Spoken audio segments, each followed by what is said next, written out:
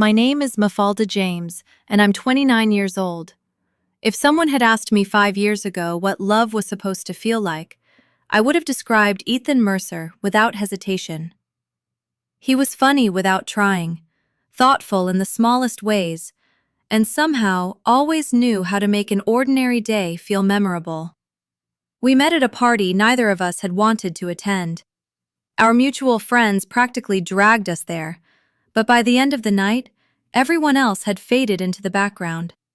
We spent hours talking about embarrassing childhood stories, terrible movies, and dreams we weren't brave enough to tell anyone else. Looking back now, I sometimes wonder if that was the happiest version of us. The one that existed before expectations, before promises, before silence slowly replaced certainty. The next 4 years passed almost effortlessly.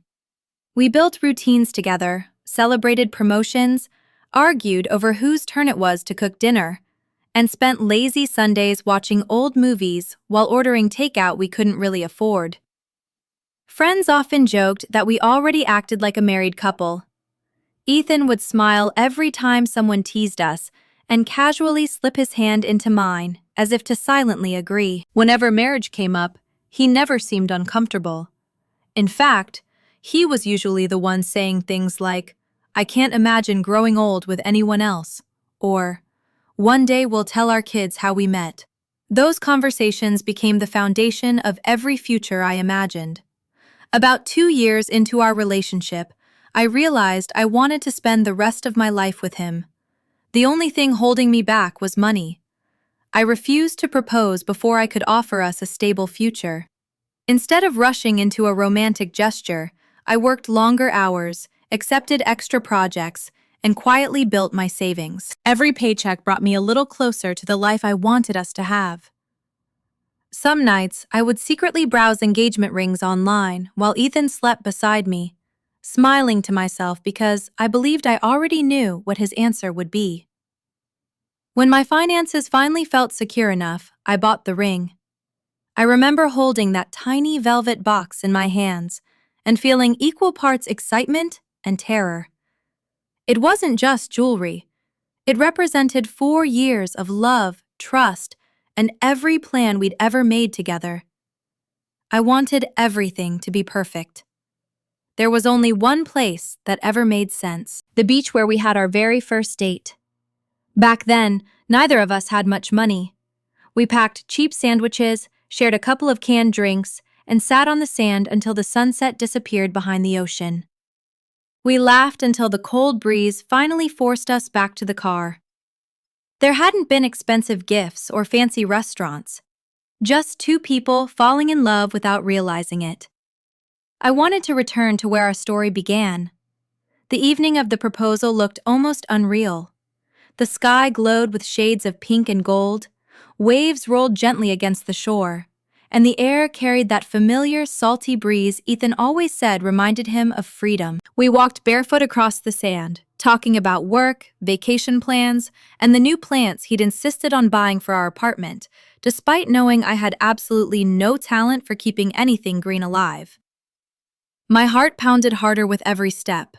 I barely heard half the conversation because I was rehearsing my speech over and over inside my head. Finally, we reached the exact spot. I stopped walking.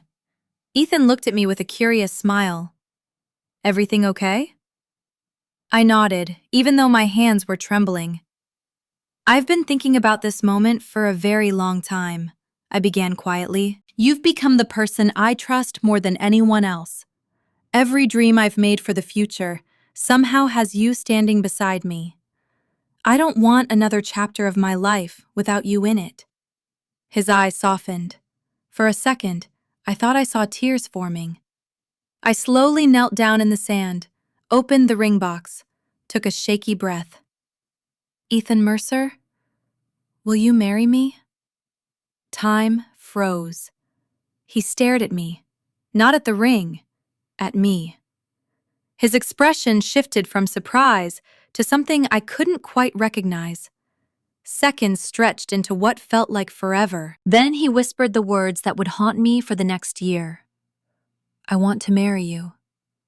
Hope flooded through my chest. But not right now. The world seemed to go silent. I blinked, convinced I had misunderstood him. "What do you mean?" He avoided my eyes.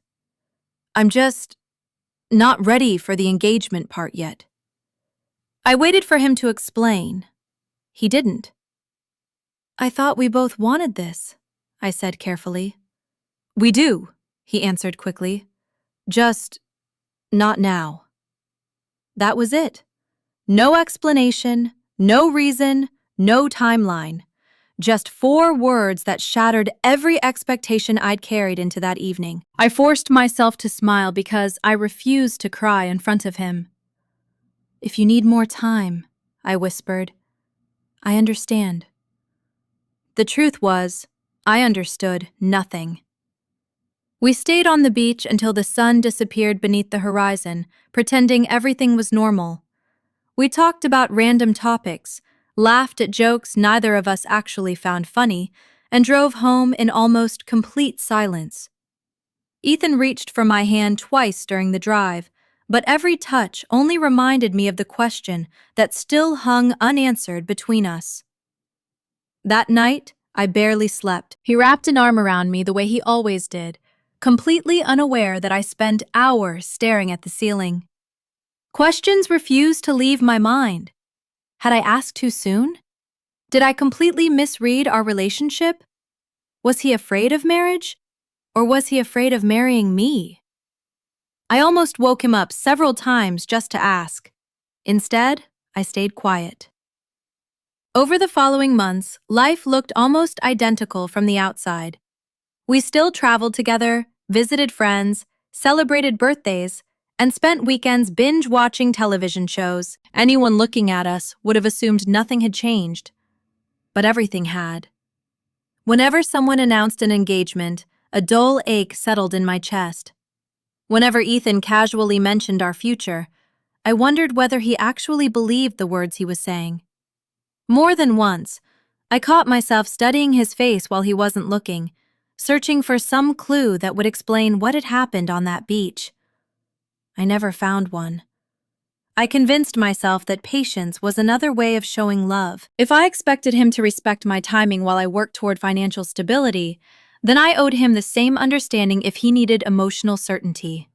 So I buried my disappointment. 1 month became 3. 3 became 6.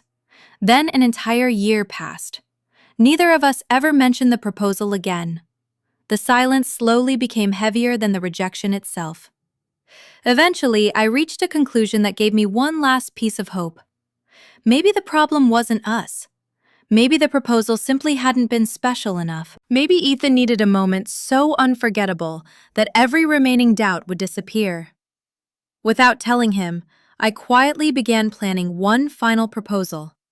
This time, I promised myself, I would either begin the rest of our lives together or finally discover the truth I had been too afraid to face. Planning the second proposal became my way of convincing myself that our story wasn't ending. It was simply waiting for the right chapter. I refused to believe 4 years of love could be undone by 4 uncertain words. If Ethan truly loved me, maybe he simply needed a more meaningful moment to see the future I had always seen so clearly. This time I wanted something different, not public, not overwhelming, just intimate enough to feel personal, but special enough to become a memory neither of us could ever forget. I chose a botanical garden on the edge of town, a place Ethan adored because he could spend hours admiring flowers and exotic plants while I struggled to remember their names. Every time we visited, he joked that one day we'd have a backyard that looked just like it. I held on to that sentence more tightly than I probably should have. With the help of a few close friends, I arranged everything in secret. Roses lined the pathway leading toward an old stone fountain. Candles surrounded the garden, casting a warm glow beneath the evening sky. We planned dinner first, then a casual walk through the garden where everyone would quietly disappear before we arrived. I kept telling myself this was it. This was the moment everything would finally make sense. The night arrived, Dinner was almost perfect. Ethan laughed constantly, reached across the table to squeeze my hand, and even teased me for ordering the same dessert I always chose. "You'll never try anything new, will you?" he laughed. "Not when I already know what makes me happy," he smiled. If only life were that simple. Something about that sentence lingered in my mind. At the time, I ignored it.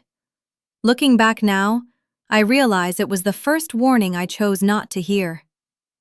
After dinner, I suggested we take a walk through the botanical garden. "That's a nice idea," Ethan said. "It's been a while since we've been here." As we entered, soft lights illuminated the pathways exactly as I'd imagined. The fountain shimmered beneath the evening sky, while hundreds of flowers surrounded us with their fragrance. It looked like something from a romantic movie. Ethan stopped walking. "This is beautiful." I smiled nervously. "I'm glad you like it." Every heartbeat felt louder than the last. We reached the fountain. I took both of his hands. "Ethan, before I say anything else, I need you to know that these last 4 years have been the happiest years of my life. You've helped me become stronger, kinder, and braver than I ever believed I could be. I still can't picture tomorrow without you standing beside me." His eyes immediately filled with tears. For one brief, hopeful second, I thought this time would finally be different. I lowered myself onto one knee again, opened the same velvet ring box, looked up at the man I loved. "Ethan Mercer," my voice trembled. "Will you marry me?" Silence. Again. The seconds stretched unbearably. Then he whispered, "Not just yet." The words struck harder than they had the first time. I stared at him, unable to breathe. Surely I'd heard him wrong. "Not yet?" He slowly nodded. "I love you." "Then why?" "I just need more time." The sentence I'd spent an entire year trying to outrun had found me again. I stood up slowly. For the first time since we'd met, I couldn't hide the disappointment on my face. "No." My voice surprised even me. "No, Ethan. I need you to tell me the truth." He looked startled. "I am telling you the truth." "No, you're giving me the same answer you gave me a year ago." He looked away. "What are you afraid of?" "I'm not afraid." "Then what is it?" He remained silent. I searched his face desperately. "Is there someone else?" His head snapped toward me. "No." "Did your parents say something?" "No." "Your friends?" "No." I hesitated before asking the question that had haunted me for months. "Is your ex-girlfriend talking to you again?" His expression stiffened. "No." The answer came quickly, almost too quickly. "I haven't spoken to her." I wanted to believe him. Part of me still did. But another part had become exhausted from filling in all the blanks he refused to explain. "Then help me understand." "I can't." "You can't?" He sighed heavily. "I just don't feel ready." The frustration I'd buried for an entire year finally surfaced. "We've been together for 4 years." "I know." "We've lived together." "I know." "We've planned our future together." "I know." "So what exactly are you waiting for?" His lips parted. No words came out. The silence answered me better than any explanation ever could. It wasn't marriage he doubted. It was me. The realization hit with terrifying clarity. I felt tears burning behind my eyes, but I refused to let them fall. "Ethan," I spoke more quietly than before, "if you still don't know after 4 years, when will you know?" He rubbed his face anxiously. "I don't know." Those 3 words shattered whatever hope remained. I laughed softly, not because anything was funny, because my heart had finally become too tired to keep pretending. I've spent an entire year believing I wasn't enough because I proposed the wrong way. His eyes widened. "Mafalda." I blamed myself. I never wanted that. I convinced myself you simply needed time. I did. No, I shook my head. You needed certainty. He stayed silent. And after 4 years, I swallowed hard. You still haven't found it. For the first time all evening, fear appeared in his eyes. He stepped closer. Mafalda, please. I slowly closed the ring box. I can't keep asking someone to choose me. He grabbed my hand. Don't leave. I have to. I love you. I know. I'll get there. When? I don't know. There it was again. Those same impossible words. I gently pulled my hand away. I deserve someone who's already sure. His breathing became uneven. Panic replaced hesitation. Mafalda. I can't spend another year hoping you'll finally decide I'm enough. His eyes filled with tears. Then suddenly, desperately, he blurted out, "Fine!" His voice echoed through the garden. "I'll marry you." I froze. "Please, don't leave." The words should have made me happy. A year ago they would have. Tonight, they only broke my heart even more. Because I knew exactly why he had finally said yes. Not because he wanted to marry me.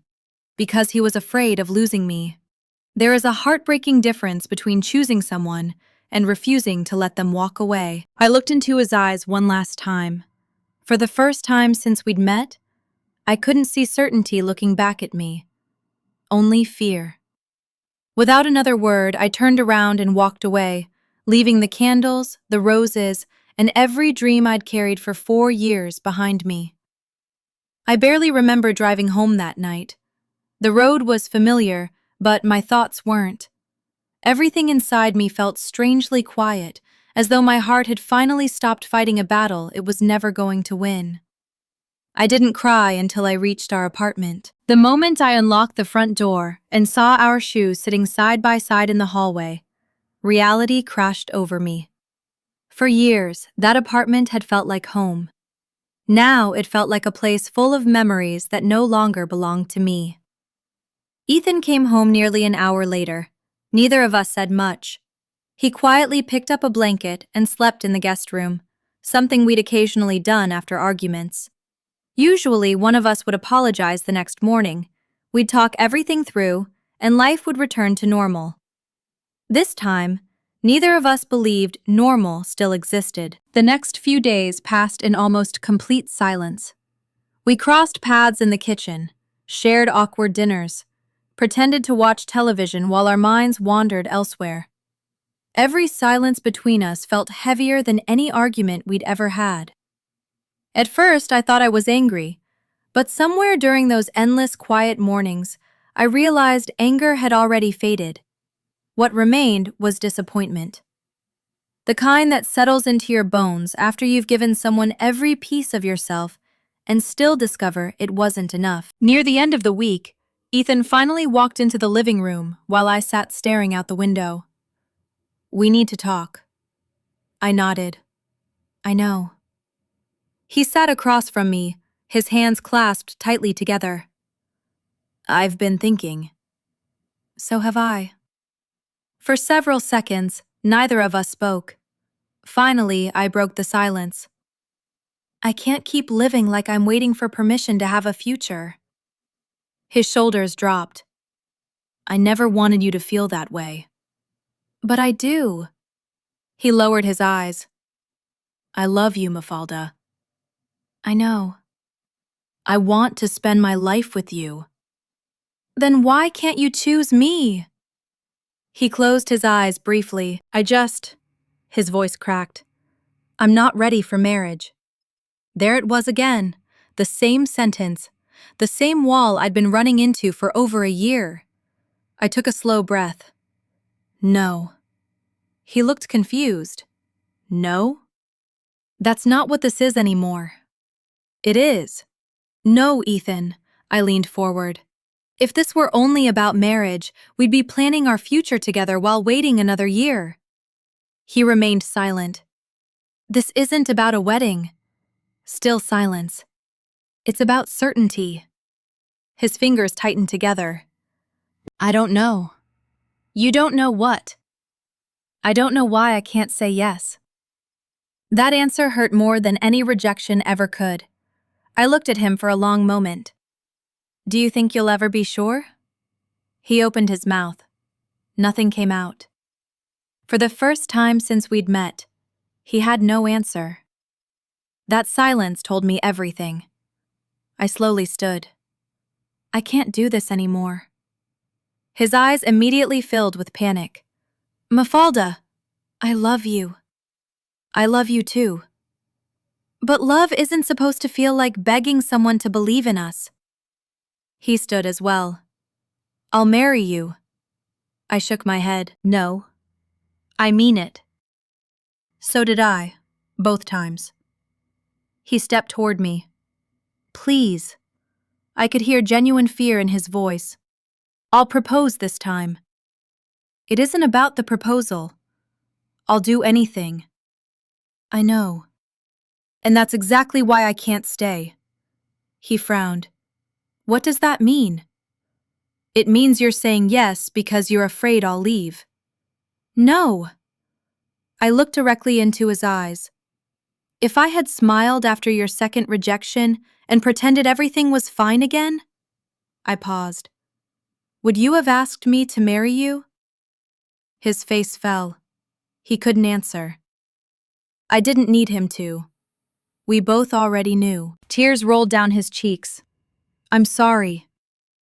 I believe you. I never wanted to hurt you.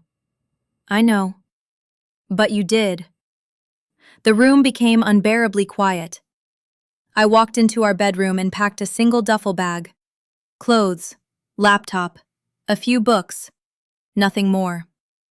Every object reminded me of a future that would never happen. As I reached the front door, Ethan called my name one final time. Mafalda. I turned around. I hope someday you understand. This wasn't because you weren't enough. I smiled sadly. I already understand. He looked confused. It wasn't because I wasn't enough. My voice barely rose above a whisper. It was because I kept trying to convince someone to choose me. Then I walked out. For good. A close friend, Olivia, let me stay in her spare bedroom while I figured out what to do next. She never pressured me to talk. She simply placed a cup of coffee beside me every morning and reminded me that healing didn't happen on a schedule. Some nights we'd watch old movies without saying a word. Other nights I'd stare at the ceiling, wondering how 4 years could disappear so quickly. About a week later, Ethan finally called. I let it ring. Then again. And again. Eventually I answered. Can we meet? I don't think that's a good idea. We can fix this. I don't think we can. You didn't even try.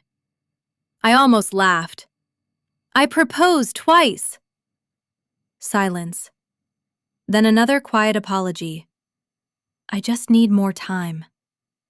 The irony almost broke me. This time, I was the one asking for space. But unlike him, I wasn't trying to decide whether I loved someone. I was learning how to live without them. The calls eventually stopped. The texts didn't. At first, they were apologies, then promises, then frustration. Finally, they became desperate. Please come home. I'll do whatever you want. I made a mistake.